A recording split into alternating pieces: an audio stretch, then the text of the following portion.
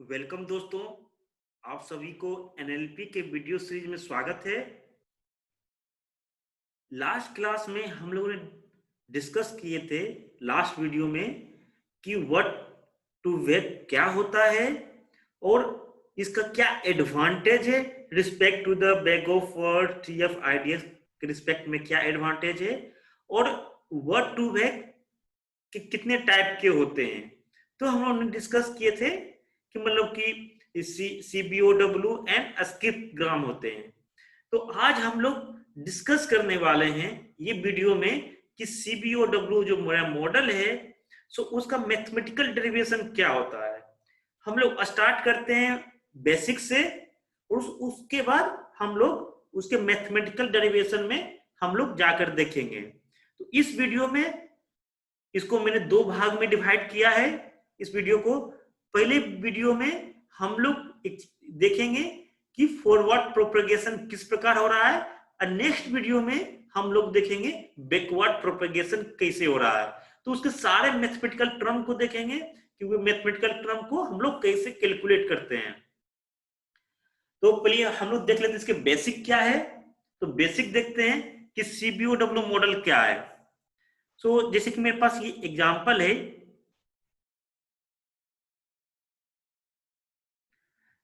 Suppose मेरे पास एक word है हैव अ ग्रेट। तो सो इसको हम लोग क्या बोलते हैं, कॉन्टेक्स्ट वर्ड बोलते हैं। और हमको किसी चीज को प्रिडिक्ट करना होता है उसको टारगेट वर्ड बोलते हैं। जैसे हम लोग को स्कूल के दिनों में दिया जाता था कि fill in the blanks, so वे ब्लैंक्स को भरो। तो मतलब कि उस ब्लैंक्स में कौन सा वर्ड होगा उसको बताओ। तो उसके लिए हम लोग सीबीओडब्ल्यू मॉडल यूज करेंगे, मतलब हम लोग टारगेट वर्ड को हम लोग प्रिडिक्ट करेंगे। तो उसके लिए जो भी कॉन्टेक्स्ट वर्ड है उसके रिस्पेक्ट में टारगेट वर्ड क्या होगा, तो वो हम लोग सीबीओडब्ल्यू मॉडल यूज करते हैं। तो जैसे है जो एग्जांपल मैंने मेंशन किया कि अगर मेरे पास तीन वर्ड है हैव, ए एंड ग्रेट, तो उसके बाद हम लोग देखते हैं क्या इसकी प्रोबेबिलिटी निकालते हैं। प्रोबेबिलिटी निकालने के बाद तो हाईएस्ट प्रोबेबिलिटी होता है, ये याद रखिएगा, मैं ये चीज को मैं मैथमेटिकल टर्म में यूज करूंगा। जो हाईएस्ट प्रोबेबिलिटी होता है उसको मैं कंसीडर करूंगा। ये मेरा एम होता है, जब भी मैं कॉस्ट फंक्शन निकालता हूं तो मेरा वहां एम होता है क्या, मैं हाईएस्ट कंडीशनल प्रोबेबिलिटी को मैं चूज करूंगा। तो ये इसको हम हाईएस्ट प्रोबेबिलिटी को हम चूज करेंगे। सपोज ये मेरा ब्लैक बॉक्स है, सिंपल सा, हम लोग बहुत बेसिक से लेकर चलेंगे क्या होता है, फिर हम लोग कैसे उसको मैथमेटिकल डेरिवेशन करते हैं। तो मैंने एक सिंपल से ये मैंने डायग्राम बनाया।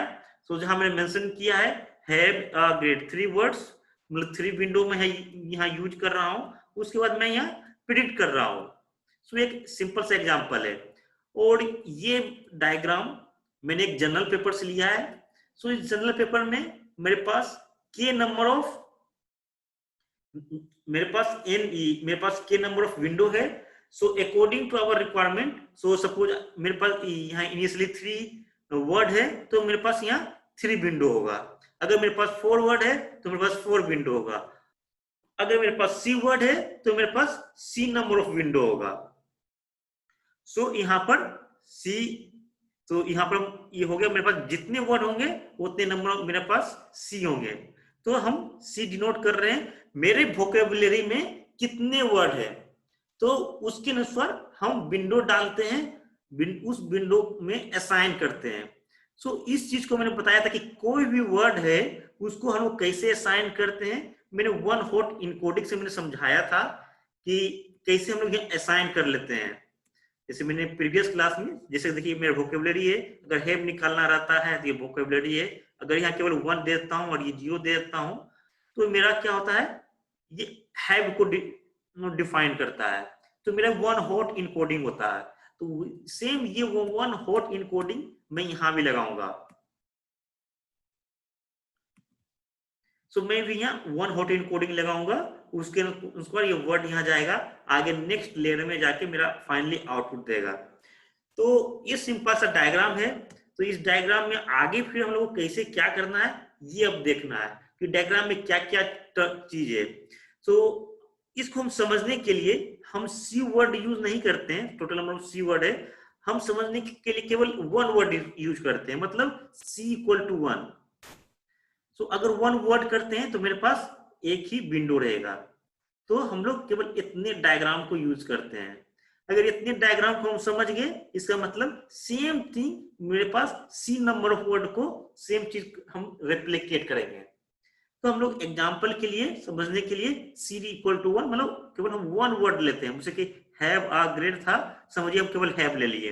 हैव लेने के बाद क्या क्या हम प्रिडिक्ट कर सकते हैं, ये केवल वन वर्ड हो गया। अगर हम केवल दो वर्ड ले लेंगे तो हैव एंड, तो उसमें दो विंडो लेना पड़ेगा। अगर हैव अ ग्रेट हो गया तो हम तीन विंडो लेना पड़ेगा। तो तीन विंडो लेने के बाद क्या वर्ड मेरा प्रिडिक्ट करेंगे। तो एग्जाम्पल के लिए हम लोग स्टार्ट करते हैं सी इक्वल टू वन से।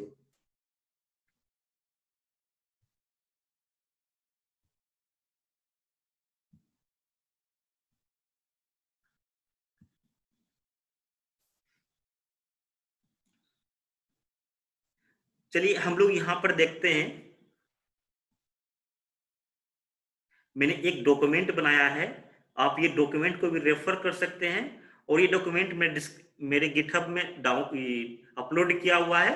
आप लोग वहां से देख सकते हैं, जहां पर मैंने पूरे एक्सप्लेन में लिखा है कि मतलब कैसे कौन डिराइव कर रहे हैं, क्या कर रहे हैं। तो मैं यहाँ केवल समझा दूंगा, मैं कोई डिराइव नहीं करूंगा। ऑलरेडी मैं यहाँ लिख चुका हूँ, ताकि मैं कम टाइम में आपको समझा सकूं। तो यहाँ पर हम लोग देखेंगे ये क्या हो रहा है। सबसे पहले ये डायग्राम है। ये डायग्राम जो मैंने सेम डायग्राम मैंने यहाँ एक्सेल में यहाँ मेंशन किया था, लेकिन यहाँ से मैं समझाता हूँ। सेम ये जो डायग्राम मेरे पास था, सेम डायग्राम जो मेरे पास यहाँ डायग्राम था, तो इसी डायग्राम को मैं कन्वर्ट किया हूं इस डायग्राम में। 1 मिनट, मैं पेन ले लेता हूं, आपको समझाने के लिए अच्छा होगा। हाँ, सो मैंने इस डायग्राम में यहाँ कन्वर्ट किया हूं। सो यहाँ पर मैंने क्या किया, फर्स्ट जो लेयर है इसको बोलते हैं इनपुट लेयर। सेकेंड लेयर है क्या है, hidden layer. And last layer क्या है, मेरा आउटपुट लेयर। ये न्यूरल नेटवर्क का डायग्राम है। अगर आपको नॉलेज होगा न्यूरल नेटवर्क तो सेम चीज है, कोई ज्यादा इफेक्ट नहीं है। बस हम एक जगह चेंज, मेरा पास एक जगह बस कंसेप्ट मेरा चेंज है यहाँ न्यूरल नेटवर्क, और इससे जब हम यहाँ सॉफ्टमैक्स फंक्शन लगाते हैं वहां डिफरेंट हम फंक्शन यूज करते हैं in the place of the softmax function. So ये मेरा पास इनपुट लेयर है, ये मेरा हिडन लेयर है, ये मेरे पास आउटपुट लेयर है। इस समय केवल हम वन हिडन लेयर ले रहे हैं। बहुत बार न्यूरल नेटवर्क में हम लोग more than one hidden layer use करते हैं। सो इसमें हम लोग केवल वन हिडन लेयर ले रहे हैं। हम लोग यहाँ समझने के लिए केवल वन ही हिडन लेयर ले रहे हैं, और ये किस प्रकार काम कर रहा है, और मेरा मैथमेटिकल डेरिवेशन का स्टेप क्या क्या होगा।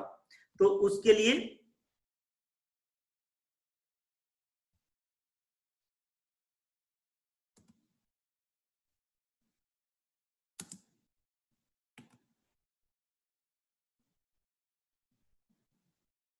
तो ये मेरे पास इनपुट लेयर है। तो मैंने यहाँ क्या किया कि मैंने डिफाइन किया था सी इक्वल टू वन। केवल मैं यहाँ का क्या कर रहा हूँ, एक वर्ड को डिफाइन कर रहा हूँ। तो ये मेरे पास समझिए मेरे पास वोकेबुलरी है।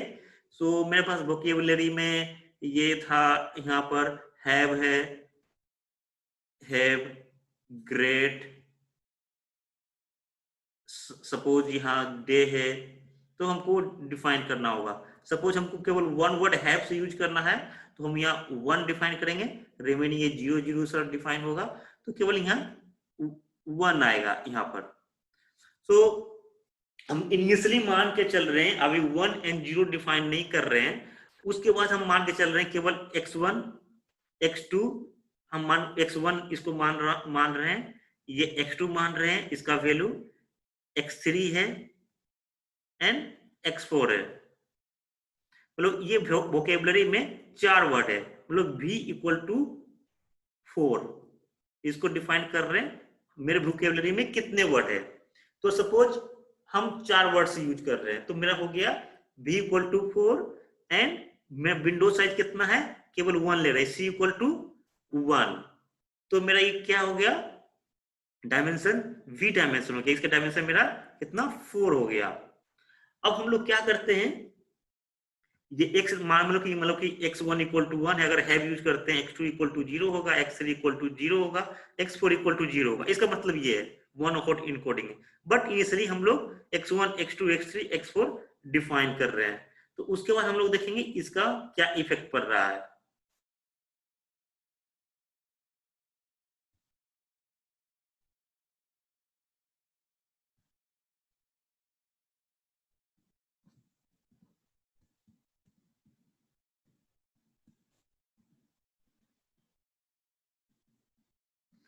तो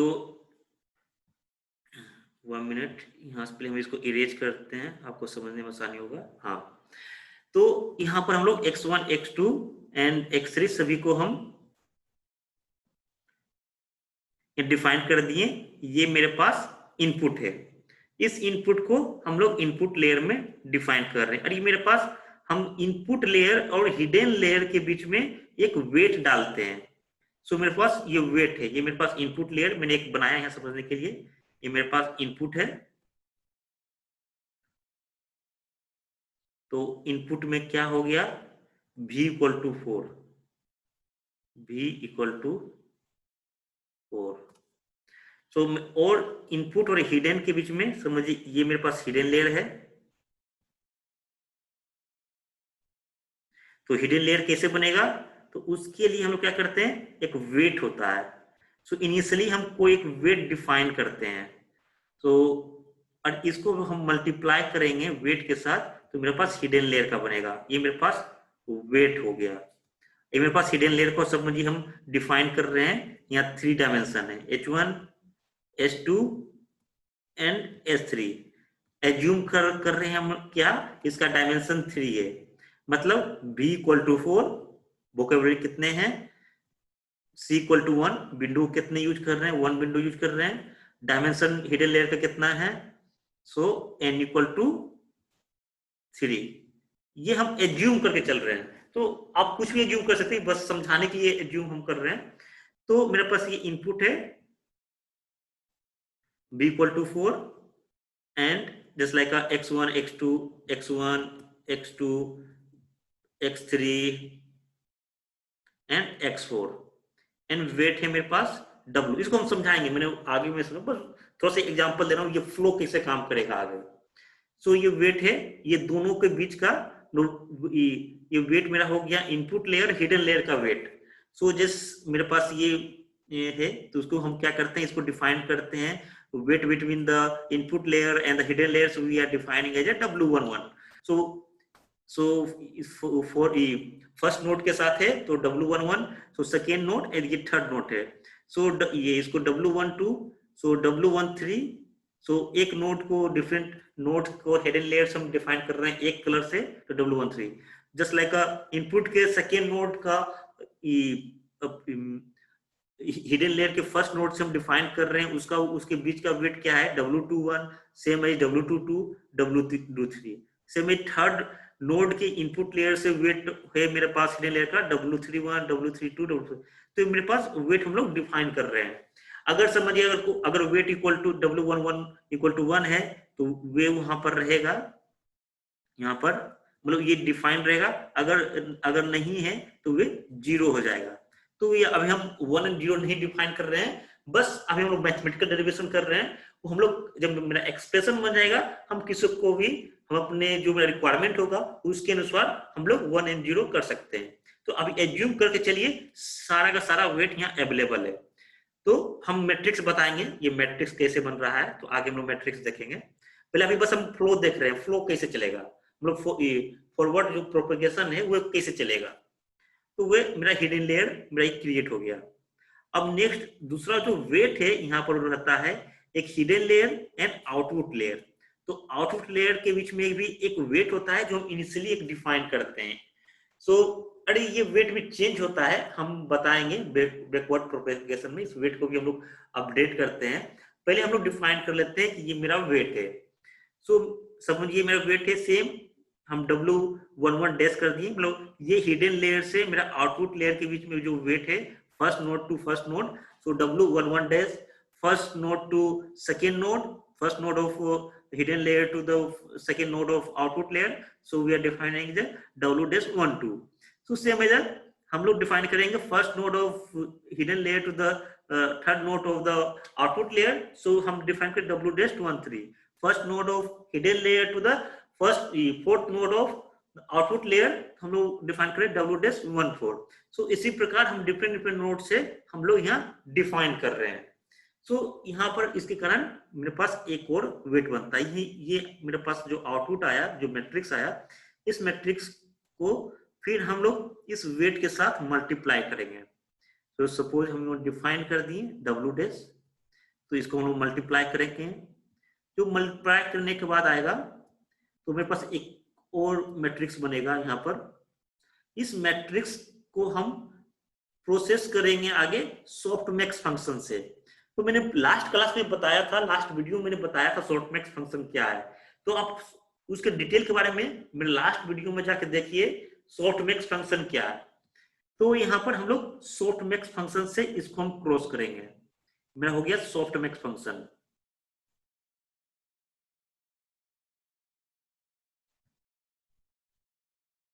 सपोज हम इसको u डिफाइन कर रहे हैं, जो भी वैल्यू आ रहा है ये मेरा u डिफाइन हो रहा है. Suppose u1 u2 u3 and u4 इस तरह आ रहा है, ये वैल्यू आ रहा है. तो इसको हम लोग सॉफ्टमैक्स फंक्शन से डिफाइन करेंगे. और डिफाइन करने के बाद मेरे पास ये आउटपुट यहाँ आएगा.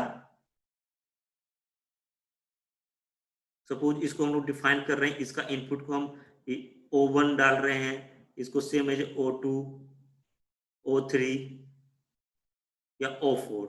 सो इसको हम लोग आउटपुट बोल रहे हैं. आउटपुट या Y1 डाल रहे हैं, मतलब कि मेरा आउटपुट यहाँ हो जाएगा. तो ये मेरा आउटपुट होगा, जो ये मेरे पास आउटपुट यहाँ आया Y. तो उसको हम लोग क्या करते हैं, जो ओरिजिनल मेरे पास जो आउटपुट था उसके साथ हम माइनस करके उसको एरर करते हैं कि मेरा क्या हुआ, प्रिडिक्टेड वैल्यू हो गया. तो इस प्रिडिक्टेड वैल्यू को हम एक्चुअल वैल्यू से हम लोग माइनस करेंगे तो हमको एरर मिल जाएगा. Error equal to actual minus predicted. अगर हम इस पर डिफाइन करेंगे तो हम लोग एरर यहाँ डिफाइन कर सकते हैं. मेरा एम क्या है, मेरा एम क्या है कि एरर, मेरे मॉडल का एरर मिनिमम से मिनिमम हो. तो मिनिमम से मिनिमम करने के लिए हम लोग आगे यूज करेंगे बैकवर्ड प्रोपगेशन. हम लोग बैकवर्ड प्रोपगेशन का हेल्प लेकर के हम लोग एरर को मिनिमाइज करेंगे. और उस एरर को मिनिमाइज करने के कारण हम लोग डिफरेंट वेट को भी हम लोग ऑप्टिमाइज करेंगे, जो हम लोग देखेंगे बैकवर्ड प्रोपगेशन में. आज हम लोग केवल पूरा मैथमेटिकल डेरिवेशन देखते हैं, मतलब कि फॉरवर्ड प्रोपगेशन का मैथमेटिकल डेरिवेशन. तो थोड़ा सा यहाँ वीडियो थोड़ा सा लेंदी भी हो सकता है और थोड़ा स्लीपी टाइप हो सकता है, क्योंकि पूरा मैथमेटिकल डेरिवेशन है और इसके अलावा कुछ नहीं है. सो मैथमेटिकल डेरिवेशन बहुत ही सिंपल है. मैं उसको बहुत इजी तरीके से समझाने की कोशिश करूंगा ताकि आप आराम से समझ आइए. कोई बच्चा भी समझ सकता है, ये कोई कुछ नहीं है यहाँ पर. तो हम लोग चलिए देखते हैं बैकवर्ड प्रोपगेशन में मैथमेटिकल डेरिवेशन लोग कैसे कर रहे हैं. तो यहाँ पर मेरे पास था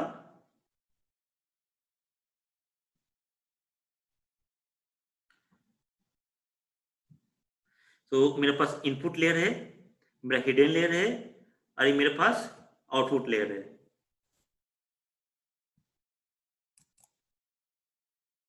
वन मिनट.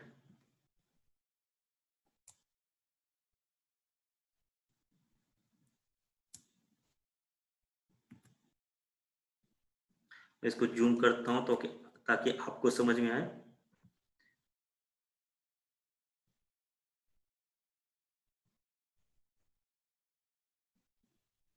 तो हाँ, यहाँ देख लीजिए मैंने जूम कर दिया. ये मेरे पास इनपुट लेयर है, ये मेरे पास हिडन लेयर है, मेरे पास आउटपुट लेयर, जो मैं यहाँ बता रहा था. तो यहाँ पर same example c equal to 1 मैंने लिया है. c equal to 1, v equal to 4.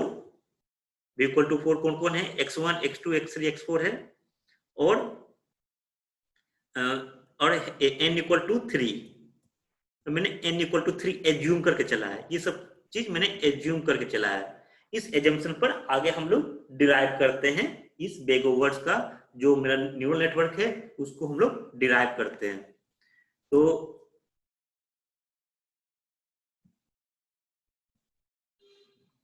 तो ये हम डिराइव कर दिए। मैंने यहाँ बताया था कि हिडन लेयर और इनपुट लेयर के बीच में एक वेट है W, and hidden layer and output layer के बीच में W डैश वेट हम डिफाइन कर रहे हैं।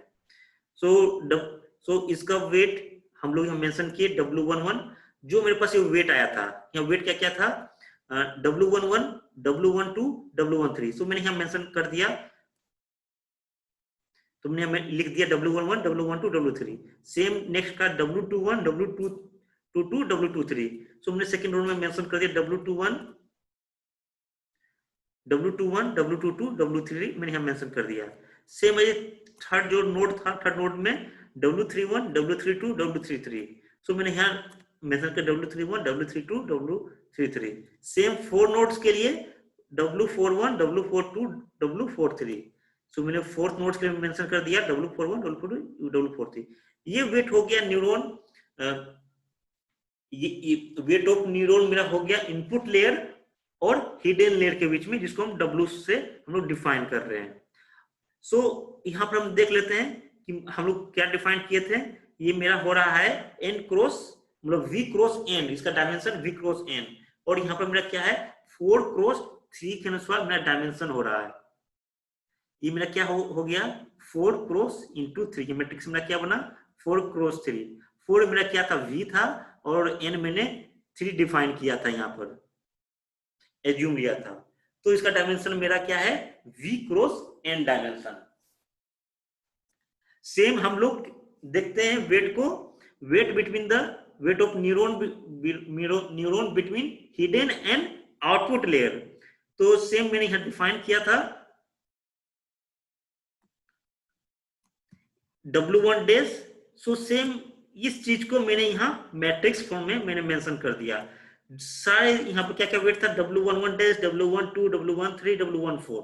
सो मैंने यहाँ मेंशन कर W11, W12, W13, W14। Same second notes के लिए W21, W22, W23, W-24। Same है W-31, W-32, W-33, W-34। तो मैंने यहाँ मेंशन कर दिया wait of neuron between hidden and output layer. तो इस समय मेरा पास क्या है इसका डायमेंशन, मेरा डायमेंशन मेरा हो गया 3 क्रॉस 4। सो मेरे पास n इक्वल टू 3 है, v इक्वल टू 4 है, तो इसका डायमेंशन n क्रॉस v हम डिफाइन कर रहे हैं। तो साथ में हम लोग डायमेंशन भी समझ रहे हैं, इसका डायमेंशन क्या है। ये तो एग्जांपल के लिए हम 3 and 4 यूज कर रहे हैं, लेकिन n क्रॉस v से हम लोग उसको डायमेंशन भी समझ रहे हैं कैसे क्या है।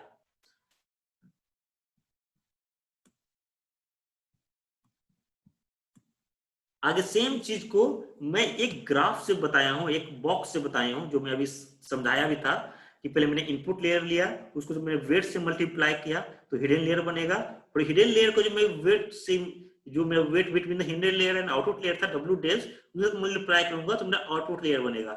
इस आउटपुट लेयर में अगर मैं शॉर्ट मैक्स फंक्शन से क्रॉस करूंगा तब मैं आउटपुट को प्रिडिक्ट करूंगा। तो सेम चीज ये मेरा फॉरवर्ड प्रोपेगेशन में ये चीज हम यूज करेंगे। तो चलिए फॉरवर्ड प्रोपेगेशन हम लोग स्टार्ट करते हैं। तो हम लोग फॉरवर्ड प्रोपेगेशन हम डिस्ट्रीब्यूट कर दिए हैं between the our input layer to hidden layer, and next forward propagation हम लोग डिस्ट्रीब्यूट किए हैं hidden layer to the output layer. और उसके बाद थर्ड स्टेप में हम लोग एरर डिफाइन करेंगे। क्यों हम लोग 3 स्टेप कर रहे हैं, याद रखिएगा। फर्स्ट स्टेप में हम लोग क्या करेंगे, input layer to hidden layer के बीच का जो मैट्रिक्स है वो हम निकालेंगे। सेकेंड में hidden layer to output layer के बीच का जो सारे मैट्रिक्स है उसको निकालेंगे। और थर्ड स्टेप में हम लोग एरर को कैलकुलेट करेंगे। मेरा एम क्या है, एरर निकालना, उसको मिनिमाइज करना। तो ये मेरा हम लोग H से डिफाइन किए H1।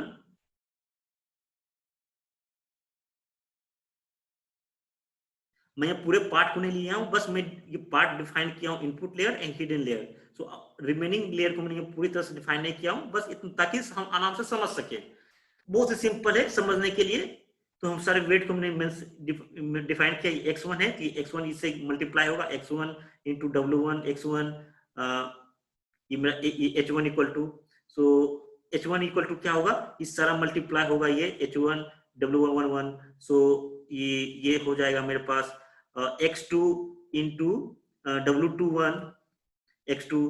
थर्ड ये देख लीजिए ये एरो बन रहा है, तो ये एरो में क्या है X3 इंटू W31, सेम है ये एरो में मेरा क्या बन रहा है H1 equal to X4 into W41। तो सेम है सेम उसी तरह H2 के लिए भी, H2 के लिए W12, यहाँ देखिए H2 के लिए भी W12 एरो को X1 के साथ मल्टीप्लाई हो रहा है, फिर यहाँ पर हो रहा है क्या W22 इंटू X2, यहाँ मल्टीप्लाई हो, सही है। सेम है मेरे पास यहाँ पे देख लीजिए X3 इंटू W32, ये मल्टीप्लाई हो रहा है। यहाँ पर मेरा क्या है W42 इंटू X4, ये मल्टीप्लाई हो रहा है। इसी तरह प्रकार जितने भी नोट रहेंगे सारे नोट को इस प्रकार हम लोग मल्टीप्लाई करेंगे। तो मल्टीप्लाई करने के बाद मेरे पास ये H मेरे पास आ गया, जो भी वैल्यू मेरा हिडन लेयर का वैल्यू है वो मेरे पास वैल्यू मेरा इस फॉर्म में आ गया। इसको क्या करते हैं, इसको एक मैट्रिक्स फॉर्म में हम लोग कन्वर्ट कर देते हैं। बहुत ही सिंपल है, बहुत स्टेप बाय स्टेप लोग जा रहे हैं, बहुत सिंपल मैथमेटिक्स है, बस समझना है बस क्या हो रहा है। तो इसको हम लोग क्या किए, सिंपल सा इसको हम लोग कन्वर्ट कर दिए H1 H2 H3, और सारे वेट को मैंने यहाँ डिफाइन कर दिया और सारे इनपुट को मैंने यहाँ डिफाइन कर दिया एज ए मैट्रिक्स फॉर्म में। अगर आप इसको मल्टीप्लाई कीजिएगा तो ये सेम इक्वेशन मुझे यहाँ मिल जाएगा। तो इस चीज को हम लोग एक दूसरे तरीके से भी रिप्रेजेंट कर सकते हैं ये पूरे मैट्रिक्स को। सो इसके लिए हम लोग क्या करते हैं, इसको स्मॉल h से डिफाइन कर दिए और इसको हम अगर ट्रांसपोज करते हैं और x से इसको हम x डिफाइन कर देते हैं। मेरा जो इनपुट सारा है, इस जो मेरा इनपुट है इसको x डिफाइन कर दिए और इसको हम w है डिफाइन किए हुए, इसको h से डिफाइन किए, तो इसको हम लोग h equal to w transpose into x के फॉर्म में हम लोग इसको लिख सकते हैं। तो सपोज हम इसको फर्स्ट इक्वेशन हम लोग मेंशन कर दिए। चलिए अब हम लोग देखते हैं वेट बिटवीन द, मैंने बताया सेकेंड स्टेप। तो सेकेंड स्टेप बहुत इंपॉर्टेंट है, ध्यान रखिएगा थोड़ा सा। लोग यहाँ पर लोग थोड़ा सा नहीं समझ पाते हैं ये प्रूफ क्या हो रहा है। तो यहाँ थोड़ा सा बस ध्यान देना है, बस थोड़ा सा ध्यान देना है, आराम से समझ में। सेम चीज जो मैंने वहां किया था प्रीवियस स्टेप में, सेम स्टेप में यहाँ करने वाला हूँ, बस यहाँ एक एक्स्ट्रा स्टेप है वो ध्यान रखना है। तो अब मैं यहाँ क्या कर रहा हूँ, hidden layer to the output layer. तो मैं इनपुट लेयर को मैं मेंशन नहीं किया हूँ, डिफाइन नहीं, मतलब कि शो नहीं किया हूँ, बस मैं शो किया हूँ hidden layer and output layer जो था। सो मैं उस सारी चीज को मैं शो कर दिया हूँ। और जो मेरा आउटपुट लेयर होता है उसको दो चीजों में डिवाइड करते हैं। तो उसको हम लोग क्या बताया था, जो हम अभी ग्राफ एक में बॉक्स करके मैं बताया था, जो आउटपुट लेयर है तो उसके क्या होता है, जो भी मेरे पास वैल्यू आया 0 का वैल्यू, उसको हम मतलब सपोज हम इसको u बोल देते हैं इनपुट को, उसको हम लोग क्रॉस करते हैं क्या, सॉफ्टमैक्स फंक्शन से। सॉफ्टमैक्स फंक्शन से निकालने के बाद ही हम कंडीशनल प्रोबेबिलिटी का वैल्यू उसका हम निकाल पाते हैं। तो इसको हम लोग जो आउटपुट यहाँ दिख रहा है उसको हम लोग डिवाइड करेंगे, इसको हम लोग क्रॉस करेंगे, पास करेंगे सॉफ्टमैक्स फंक्शन से, तो ये एक्सप्रेशन से पास होगा। उसके बाद मेरा y वैल्यू मेरा यहाँ बनेगा। तो इस चीज को मैंने u1 था तो मैंने यहाँ u1 डिफाइन किया था इसको। तो u1 क्या हो जाएगा मेरे पास, अगर यहाँ देखा जाए सेम चीज है, u1 equal to h1 into w1 dash dash, ये u1, और क्या हो जाएगा u1 मतलब h2 इंटू w21। नेक्स्ट यहाँ देखिए w-31 into s3, so same expression मैंने यहाँ मेंशन किया u1। सेम है u2 के लिए भी मेरा क्या हो जाएगा w-12 इंटू h1, सेम हो जाएगा w-22 into h2, w-32 into s3। Same करके जितने भी नोड है मेरे पास आउटपुट नोड, और जितने, और एक चीज और ध्यान रखिए, जितने मेरे पास इनपुट नोड होंगे उतने मेरे आउटपुट नोड भी होंगे।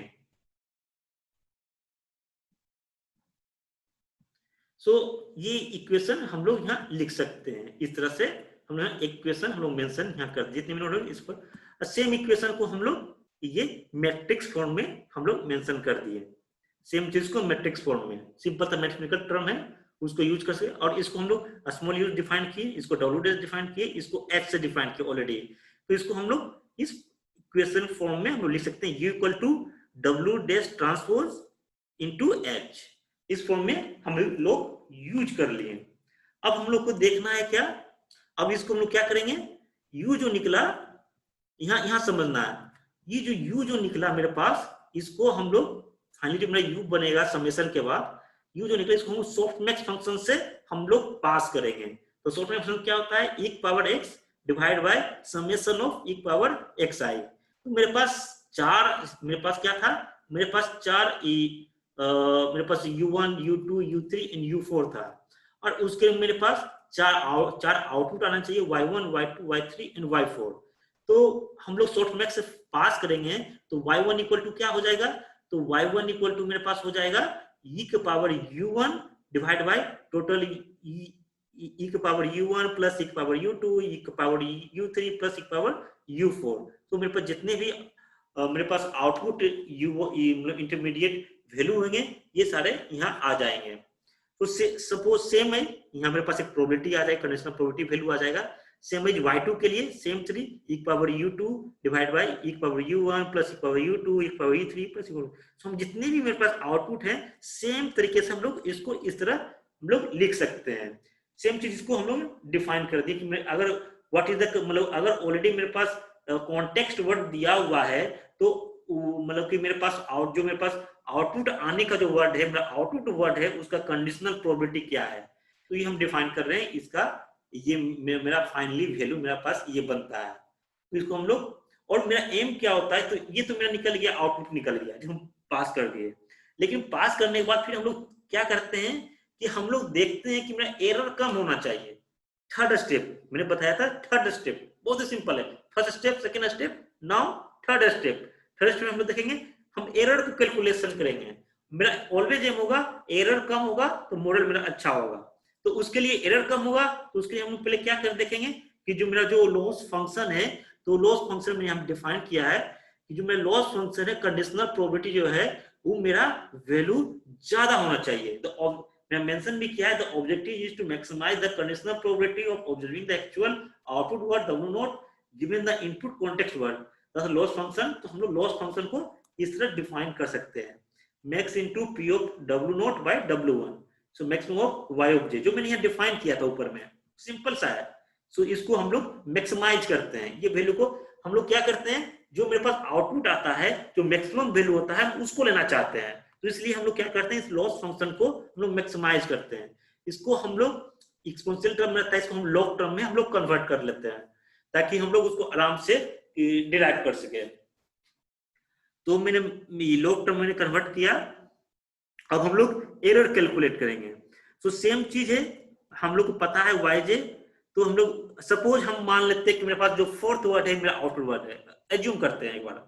तो फोर्थ वर्ड ये वर्ड है, तो इसको हम क्या करते हैं, log पावर जो हम ये जान रहे y4 divide by w of y, मतलब कि व्हाट इसका प्रोबेबिलिटी क्या होगा जब मेरा ऑलरेडी कॉन्टेक्स्ट वर्ड या इनपुट वर्ड दिया हुआ है, मेरा आउटपुट वर्ड का प्रोबेबिलिटी क्या होगा।